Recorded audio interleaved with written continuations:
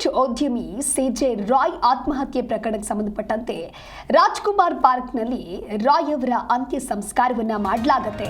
ಬೆಂಗಳೂರಿನ ಬನ್ನೇರು ಘಟ್ಟದಲ್ಲಿರುವಂತಹ ಉದ್ಯಾನವನ ಇದು. ಪಾರ್ಕ್ನ ಪೂರ್ವ ದಿಕ್ಕಿನಲ್ಲಿ ಸಿಜೆ ರಾಯ್ ಅವರ ನೆಚ್ಚಿನ ಜಾಗ ಇದೆಯಂತೆ. ಆ ನೆಚ್ಚಿನ ಜಾಗದಲ್ಲಿಯೇ ಅಂತ್ಯಕ್ರಿಯೆಯನ್ನ ಮಾಡಬೇಕು ಅಂತ ಹೇಳಿ ರಾಯ್ ಹೇಳ್ಕೊಂಡಿರ್ತಾರೆ. ಅನೇಕ ಬಾರಿ ಸ್ನೇಹಿತರ ಬಳಿ ಈ ರೀತಿಯಾಗಿ ರಾಯ್ ಹೇಳ್ಕೊಂಡಿರ್ತಾರೆ. ಈಗ ಅದೇ ಸ್ಥಳದಲ್ಲಿ ಅಂತ್ಯ ಸಂಸ್ಕಾರಕ್ಕಾಗಿ ಸಕಲ ಸಿದ್ಧತೆಯನ್ನ ಮಾಡಿಕೊಳ್ಳಲಾಗ್ತಾ ಇದೆ.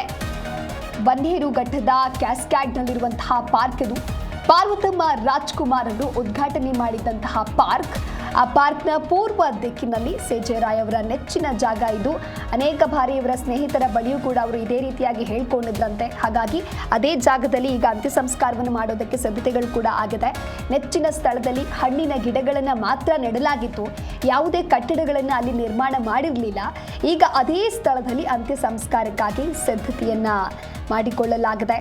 ಸಾವಿರಾರು ಕೋಟಿಯ ಒಡೆಯ ರಾಯ್ನ ಎದೆಸೀಳಿದೆ ಗುಂಡು. ಕೋಟಿ ಕೋಟಿ ಬಿಸ್ನೆಸ್, ರಿಯಲ್ ಎಸ್ಟೇಟ್ ಸಾಮ್ರಾಜ್ಯವೇ ಇತ್ತು. ಕಣ್ಣು ಕುಕ್ಕಿಸುವಂತಹ ಐಷಾರಾಮಿ ಜೀವನ ಇತ್ತು. ಕಾನ್ಫಿಡೆಂಟ್ ಸಂಸ್ಥೆಯ ಮಾಲೀಕರಾಗಿದ್ರು. ಸಾಕಷ್ಟು ಕ್ಷೇತ್ರದಲ್ಲಿ ಇನ್ವೆಸ್ಟ್ಮೆಂಟ್ಗಳನ್ನು ಮಾಡಿದ್ರು.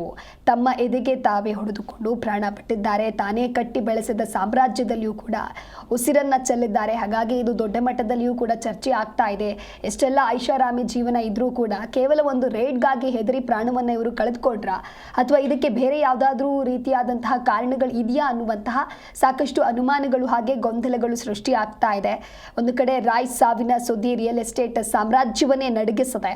ಕಾನ್ಫಿಡೆಂಟ್ ಸಂಸ್ಥೆಯ ಮಾಲೀಕ ಸಿಜೆ ರಾಯ್ ತಮ್ಮ ಲೈಸೆನ್ಸ್ ಪಿಸ್ತೂಲ್ನಿಂದ ಶೂಟ್ ಮಾಡ್ಕೊಳ್ತಾರೆ. ದೇಶ ವಿದೇಶದಲ್ಲಿ ಉದ್ಯಮ ಸಾಮ್ರಾಜ್ಯವನ್ನ ಕಟ್ಟಿದ್ರು.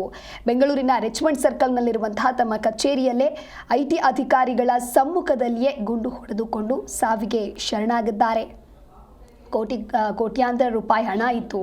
ರಾಜಕೀಯ ಸ್ನೇಹಿತರು ಕೂಡ ಇದ್ರು. ದೇಶ ವಿದೇಶದಲ್ಲಿ ಬಲಾಢ್ಯರ ಬಲ ಇತ್ತು. ಇಷ್ಟೆಲ್ಲ ಸಂಪತ್ತಿದ್ರೂ ಕೂಡ ಉಸಿರು ಚೆಲ್ಲಿದ್ದಾರೆ.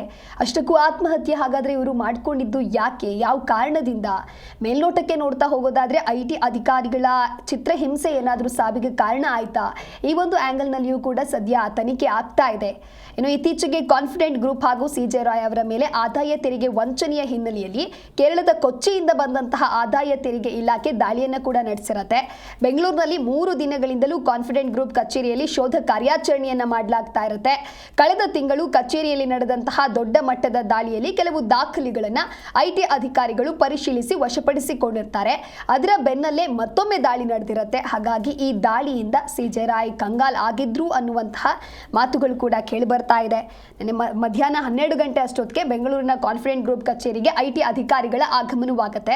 ಅದಾದ ನಂತರದಲ್ಲಿ ಅಂದ್ರೆ ಮಧ್ಯಾಹ್ನ 2 ಗಂಟೆ ಸುಮಾರಿಗೆ ಆ ಕಚೇರಿಗೆ ಸಿಜೆ ರಾಯ್ ಅವರು ಎಂಟ್ರಿ ಕೊಡ್ತಾರೆ. ಮಧ್ಯಾಹ್ನ 2 ಗಂಟೆಗೆ ಕೆಲವು ದಾಖಲೆಗಳಿಗೆ ಸಹಿ ಹಾಕೋದಕ್ಕೆ ಮತ್ತೆ ಅದನ್ನ ಪರಿಶೀಲನೆ ಮಾಡೋದಕ್ಕೆ ಅಧಿಕಾರಿಗಳು ಸೂಚನೆಯನ್ನ ಕೊಡ್ತಾರೆ. ಮಧ್ಯಾಹ್ನ 3 ಗಂಟೆ ಸುಮಾರಿಗೆ ತಮ್ಮ ಖಾಸಗಿ ಕ್ಯಾಬಿನ್ಗೆ ರಾಯ್ ಅವರು ತೆರಳುತ್ತಾರೆ. ಇನ್ನೇನು 3:10 ಆಯ್ತು ಅನ್ನೋ ಸಂದರ್ಭದಲ್ಲಿ ಪಿಸ್ತೂಲ್ ತೆಗೆದು ಎದೆಗೆ ಗುಂಡು ಹಾರಿಸಿಕೊಂಡು ರಾಯ್ ಅಲ್ಲೇ ಕುಸಿದು ಬೀಳ್ತಾರೆ. ಸಂಜೆ 3:10ರಿಂದ 4 ಗಂಟೆ ಸುಮಾರಿಗೆ ಆಂಬ್ಯುಲೆನ್ಸ್ ಮೂಲಕ ಅವರನ್ನ HSR ಲೇಔಟ್ ಆಸ್ಪತ್ರೆಗೆ ರವಾನೆಯನ್ನ ಮಾಡಲಾಗುತ್ತೆ. ಸಂಜೆ 4 ಗಂಟೆಗೆ ಆಸ್ಪತ್ರೆ ತಲುಪುವಷ್ಟರಲ್ಲೇ ಸಿಜೆ ರಾಯ್ ಅವರು ಉಸಿರು ಚೆಲ್ಲಿದ್ದಾರೆ. ಸ್ವಲ್ಪ ಫೀಲ್ ಆಗುತ್ತೆ. ಬೆಂಗಳೂರಿಗೆ ಬಂದಾಗ 97ನಲ್ಲಿ ನಾವು ಬೆಂಗಳೂರಿಗೆ ಬಂದ್ವಿ. ನಮಗೆ ಇಲ್ಲಿ ರೆಸಾರ್ಟ್ ಓಪನ್ ಆದಾಗ ನಮಗೆ ಗೊತ್ತಾಯಿತು doctor CJ Roy sir resort open ಮಾಡಿದ್ದಾರೆ ಅಂತ. 2007ನಲ್ಲಿ ನಮಗೆ ತುಂಬ ಫ್ರೆಂಡ್ಲಿ ಆಗಿದ್ರು. ಆದರೆ ಸ್ಟಾಫ್ ಥರ ನೋಡ್ತಿರ್ಲಿಲ್ಲ, ನಮಗೆ ತುಂಬ ಫ್ಯಾಮಿಲಿ ಮೆಂಬರ್ಸ್ ಥರ ನೋಡ್ತಾಯಿದ್ರು. ಪ್ಲಸ್ ಅವ್ರಿಗೆ ತುಂಬ ಇಂಟ್ರೆಸ್ಟ್ ಆಗಿ ಕ್ರಿಕೆಟ್ ಇತ್ತು. ಅವ್ರಿಗೆ ತುಂಬ ನೇಚರ್ಸ್ ಬಗ್ಗೆ ತುಂಬ ಇಷ್ಟಪಡ್ತಿದ್ರು.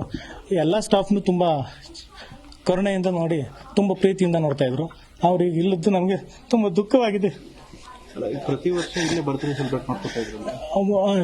ಫೆಬ್ರವರಿ 12ನೇ ತಾರೀಕು ಅವರು ಬರ್ತ್ಡೇ ಸೆಲೆಬ್ರೇಟ್ ಮಾಡ್ತಿದ್ರು ಮತ್ತು ಕಾನ್ಫಿಡೆಂಟ್ ಡೇ ಅವತ್ತೇ ಅವ್ರು ಮಾಡ್ತಾಯಿದ್ರು. ತುಂಬ ವಿಜೃಂಭಣೆಯಿಂದ ಮಾಡ್ತಿದ್ರು. ಎಲ್ಲ ಸ್ಟಾಫ್ನು ತುಂಬ ಹ್ಯಾಪಿಯಾಗಿ ಇದು ಮಾಡ್ತಾಯಿದ್ರು. ಇವಾಗ ಅವರಿಲ್ಲದ್ದು ನಮಗೆ ತುಂಬ ದುಃಖ ಆಗಿದೆ. ಕಾನ್ಫಿಡೆಂಟ್ ಗ್ರೂಪ್ನ ಮಾಲೀಕರು ಯಾಕೆ ಕಾನ್ಫಿಡೆಂಟ್ ಕಳ್ಕೊಂಡ್ರು? ಈ ರೀತಿ ಅವರು ಆಗ್ತಾರಂತ ನೀವು ನಿರೀಕ್ಷೆ ಇತ್ತು? ಖಂಡಿತ ಇಲ್ಲ. ನೆನ್ನೆನೂ ನೀವು ಮೀಡಿಯಾದಲ್ಲಿ ಬರೋವರೆಗೂ ನಮಗೂ ಅದ್ರ ಬಗ್ಗೆ ಇದಾಗಿರಲಿಲ್ಲ. ನಮಗೂ ತುಂಬ ಇದು ಮುಜುಗರ ಆಗಿ ನಮಗೂ ಇದನ್ನ ನಂಬಿಕೆ ಆಗದಂಗೆ ಇದಾಗಿತ್ತು. ಯಾಕೆ ಈ ತರ ಮಾಡ್ಕೊಂಡಿರ್ಬೋದು ಅಂತ ನಿಮ್ಗೆ ಅನ್ಸುತ್ತೆ? ಖಂಡಿತ ಇಲ್ಲ ಸರ್, ಆ ತರ ಮನಸ್ಥಿತಿ ಇತ್ತ? ಇಲ್ಲ, ಆ ಥರ ಅವ್ರದ್ದು ಇರಲಿಲ್ಲ. ಅವ್ರದ್ದು ಧೈರ್ಯವಂತ ಮನುಷ್ಯರು ಸರ್. ಸಾರ್ ನಮ್ಮಲ್ಲಿ ಎಂಪ್ಲಾಯ್ ಥರ ಟ್ರೀಟ್ ಮಾಡಲ್ಲ. ನಮ್ದೇನಂದ್ರೆ ಒಂದು ಅವ್ರ ಮನೇಲಿ ಒಂದು ಹುಡುಗ ಥರ ನಮಗೆ ಟ್ರೀಟ್ ಮಾಡ್ತಾರೆ. ಏನಂದ್ರೆ ನಮ್ಮ ಹತ್ರ ಏನೋ ಒಂದು ಇಶ್ಯೂ ಅಂದರೆ ಇವಾಗ ಏನೋ ತಪ್ಪು ಮಾಡಿದ್ರೆ ನಮ್ಮ ಹತ್ರ ಒவ்வೊಂದು ಪ್ರತಿಯೊಂದು ಹೇಳಿ ನಮ್ಮ ಹತ್ರ ಮಾಡ್ತಾರೆ.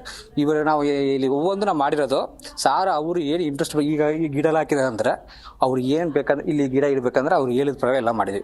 ಒவ்வೊಂದು ಪ್ರತಿಯೊಂದು ಅವರು ಏನೇನು ಇಂಟ್ರೆಸ್ಟ್ ಮಾಡಿ ಅದ್ರ ಪ್ರಕಾರ ಹಾಕಿದ್ವಿ ಎಲ್ಲ. ಇಲ್ಲಿ ಅವ್ರಿಗೆ ಒಂದು ಬಿಲ್ಡಿಂಗ್ ಕಟ್ಟಿದ್ದಾರೆ ಅಂದ್ರೆ ಇಲ್ಲಿ ಒவ்வೊಂದು ಅವ್ರು ಏನಂದ್ರೆ ಅದು ಅವ್ರ ಮನಸ್ಸಾರ ಏನು ಮಾಡಿರೋದೆಲ್ಲ ಏನಂದ್ರೆ ಇವತ್ತು ಈ ಜಾಗ ಅಂದ್ರೆ ಅವ್ರು ತುಂಬ ಈ ಬನಾನ ಅಂದ್ರೆ ಅವರೆಲ್ಲ ತುಂಬ ಇಷ್ಟ ಅವ್ರಿಗೆ. ಈ ಬನಾನ ಈ ಮರ ಸುತ್ತ ಅಂದ್ರೆ ಗ್ರೀನ್ ನ್ಯಾಚರ್ ಅಂದ್ರೆ ತುಂಬಾ ಇಷ್ಟ ಸರ್ಗೆ. ನಿನ್ನೆ ಯಾವಾಗ ಗೊತ್ತಾಯ್ತು ವಿಚಾರ ಯಾವಾಗ ಬಂದು ಮನಸಾತಿ ಪಡಿತಿದ್ರು ಇದೇ ಜಾಸ್ತಿ ಬಂದ್ರೆ ಅಂದ್ರೆ ಈ ಜಾಗ ಫುಲ್ ಇದು ಮಾಡ್ತಾರೆ ಸರ್. ಅವ್ರು ಲೈಕ್ ಮಾಡೋದು ಜಾಸ್ತಿ. ಯಾವಾಗ ಬಂದ್ರೆ ಅಂದ್ರೆ ಈ ಜಾಗ ನೋಡ್ಕೊಂಡೇ ಹೋಗೋದು ಸರ್. ಅವ್ರು ಗಾರ್ಡನ್ ಫುಲ್ ನ್ಯಾಚರ್ ಇದು ಗಾರ್ಡನ್ ಗ್ರೀನ್ ಅಂದ್ರೆ ಅವ್ರಿಗೆ ಫುಲ್ ಇಂಟ್ರೆಸ್ಟ್. ಅದು ಈ ಏರಿಯಾ ಅಂದ್ರೆ ತುಂಬಾ ಇಷ್ಟ ಅವ್ರಿಗೆ. ಯಾವ ತರ ನಿಮ್ಗೆ ವಿಚಾರ ಗೊತ್ತಾಯ್ತು? ನನ್ಗಂದ್ರೆ ನಾವು 4 ಗಂಟೆ ಮೇಲೆ ಗೊತ್ತಾಯ್ತು ಸರ್. ಅದು ನಾವಿನ್ನು ಟಿವಿ ಚಾನಲ್ ಏನು ನೋಡ್ಕೊಂಡು ಹೋಗಿ ಆಮೇಲೆ ನಮ್ಗೆ ತುಂಬ ಬೇಜಾರಾಗಿ ಸರ್. ಅದು ಜೊತೆ ಇಷ್ಟು ದಿನ ನಮ್ದು ಅದೇ ತುಂಬ ಬೇಜಾರಾಗಿ ಸರ್. ಅದು ಫ್ಯಾಮಿಲಿ ಎಲ್ಲ ಬರ್ತಿದ್ರು. ಫ್ಯಾಮಿಲಿ ಸ್ವಲ್ಪ ಬೆಂಗಳೂರು ಬಂದು ಮೇಡಲ್ಲ ಬಂದ್ರೆ ಕಂಪಲ್ಸರಿ ಬರ್ತಾರೆ ಸರ್. ಇಲ್ಲಿ ಸಾರ್ ಜಾಸ್ತಿ ಲೈಕ್ ಮಾಡೋದು ಈ ಜಾಗ ಸರ್. ಮಕ್ಕಳು ಬಂದ್ರೆ ಕಂಪಲ್ಸರಿ ಬರ್ತಾರೆ ಸರ್. ಇಲ್ಲಿ ಬೆಂಗಳೂರು ಸಾರ್ ಬಂದ್ರೆ ಅಂದ್ರೆ ಡೈಲಿ ಈ ಜಾಗ ನೋಡಿ ರೆಸಾರ್ಟ್ ಬಂದಿಲ್ಲ ಈ ಏರಿಯಾಗೆ ಬಂದು ಕಂಪಲ್ಸರಿ ಬರ್ತಾರೆ ಸರ್. ಅವರು ಬೆಂಗಳೂರು ಸಿಟಿ ಕಡೆ ಅಂದ್ರೆ ಅವರು ಪ್ರಾಜೆಕ್ಟ್ ಕಡೆ ಜಾಸ್ತಿ ಈ ಏರಿಯಾ ತುಂಬ ಲೈಕ್ ಮಾಡ್ತಾರೆ ಸರ್. ಅವರು ಸಾರ್ಗೂ ನನಗೂ ತುಂಬ ವರ್ಷಗಳು ಅಂದರೆ ನಾನು 98ರಿಂದ ಸಾರ್ ಜೊತೆ ಇದ್ದೀನಿ. 98ರಿಂದ ಅಲ್ಲಿ ಅವರು ಹುಟ್ಟದಬ್ಬ ಆಗ್ಬೋದು, ಅವ್ರದ್ದೇನೇ ಕೆಲಸ ಆಗಲಿ ನಾನೇ ಮಾಡ್ಕೊಂಬಂದಿದ್ದೀನಿ. ನಂದು ಸೌಂಡ್ ಲೈಟಿಂಗ್ ಕೆಲಸ. ಅವ್ರದ್ದೇನೋ ಒಂದು ಚಿಕ್ಕ ಶಾಮಿಯಾನ ಹಾಕ್ಬೇಕಾದ್ರು ಚೇರ್ ಹಾಕ್ಬೇಕಾದ್ರು ನನಗೆ ಹೇಳ್ತಾಯಿದ್ರು. ಆಮೇಲೆ ಸಾರ್ ಈಗ ನಮಗೆ ಇಷ್ಟು ಬೃಹದಾಕಾರ ಇಷ್ಟು ದೊಡ್ಡದಾಗಿ ಎಮ್ಮರವಾಗಿ ಬೆಳೆದ್ರೂ ಅವರ ಇದರಲ್ಲೇ ನಾವು ಇರ್ತಾ ಇದ್ವಿ. ಯಾಕಂದರೆ ಅವರು ಇಷ್ಟು ದೊಡ್ಡದಾಗಿ ಬೆಳೆದ್ರೂ ನಮ್ಮಂಥವ್ರನ್ನ ಕೈ ಬಿಡ್ತಾ ಇರಲಿಲ್ಲ.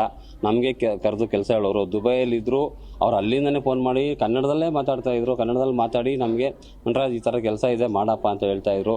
ಪ್ರತಿ ವರ್ಷ ಬರ್ತ್ಡೇ ನಾವೇ ಮಾಡ್ತಾಯಿದ್ವಿ. ನಮ್ಮ ಕಾನ್ಫಿಡೆಂಟ್ ಕ್ಯಾಸ್ಗಳಲ್ಲೇ ಮಾಡ್ತಾಯಿದ್ವಿ. ಅದೆಲ್ಲ ನಮ್ಗೊಂಥರ ಖುಷಿ ಆಗ್ತಾಯಿತ್ತು. ಹೌದು, ಅವರೇ ಫೋನ್ ಮಾಡಿ ಹೇಳ್ತಾ ಇದ್ರು. ಉದ್ಯಮಿ ಸಿಜೆ ರಾಯ್ ಆತ್ಮಹತ್ಯೆ ಪ್ರಕರಣಕ್ಕೆ ಸಂಬಂಧಪಟ್ಟಂತೆ ಕಾನ್ಫಿಡೆಂಟ್ನ ಕಾಸ್ಟ್ ಗಾರ್ಡ್ನ ಸಿಬ್ಬಂದಿ ಮಾತನಾಡ್ತಾ ಇದ್ರು. ನೀವು ಕೂಡ ಈಗ ತಾನೇ ಕೇಳಿಸ್ಕೊಂಡ್ರಿ. 6 ವರ್ಷದಿಂದ ಗಾರ್ಡನ್ ಕೆಲಸವನ್ನ ಮಾಡ್ತಾ ಇದ್ವಿ. ಕೆಲಸದವರ ರೀತಿ ಅವರು ಯಾವತ್ತೂ ನಮ್ಮನ್ನ ಟ್ರೀಟ್ ಮಾಡಿಲ್ಲ. ಮನೆಯ ಹುಡುಗನ ರೀತಿ ನಮ್ಮನ್ನ ನೋಡ್ಕೊಂಡಿದ್ರು. ಈ ಗಿಡಗಳನ್ನು ಸರ್ ಹೇಳಿದಂತೆ ನಾವು ಹಾಕಿದ್ದೇವೆ. ಅವರ ಸಾವಿನ ವಿಷಯ ತಿಳಿದು ತುಂಬಾನೇ ದುಃಖವಾಯಿತು, ತುಂಬಾನೇ ನೋವಾಗ್ತಾ ಇದೆ. ಇಲ್ಲಿ ಹಾಕಿರುವಂತಹ ಗಿಡದ ಬಾಳೆಹಣ್ಣು ಕೂಡ ಅವರಿಗೆ ಇಷ್ಟ. ಗಿಡ ಮರ ಪರಿಸರ ಅಂತ ಹೇಳಿದ್ರೆ ಅವರಿಗೆ ತುಂಬಾನೇ ಇಷ್ಟ. ನಿನ್ನೆ 4 ಗಂಟೆಗೆ ಟಿವಿ ನೋಡಿದಾಗಲೇ ನಮಗೆ ಈ ವಿಚಾರ ತಿಳಿಯಿತು. ಫ್ಯಾಮಿಲಿ ಜೊತೆಗೆಲ್ಲ ಇಲ್ಲಿಗೆ ಬಂದು ಹೋಗ್ತಾ ಇದ್ರು ಅಂತ ಹೇಳಿ ಅಲ್ಲಿರ್ತಕ್ಕಂಥ ಅಂದರೆ ಅಲ್ಲಿ ಕೆಲಸ ಮಾಡ್ತಾ ಇದ್ದಂಥ ಸಿಬ್ಬಂದಿಗಳು ಈ ರೀತಿಯಾಗಿ ಮಾತನಾಡಿದ್ದಾರೆ. ಉದ್ಯಮಿ ಸಿಜೆ ರಾಯ್ ಅವರ ಆತ್ಮಹತ್ಯೆ ಪ್ರಕರಣಕ್ಕೆ ಸಂಬಂಧಪಟ್ಟಂತೆ ಈ ರೀತಿಯಾಗಿ ತಿಳಿಸಿದ್ದಾರೆ.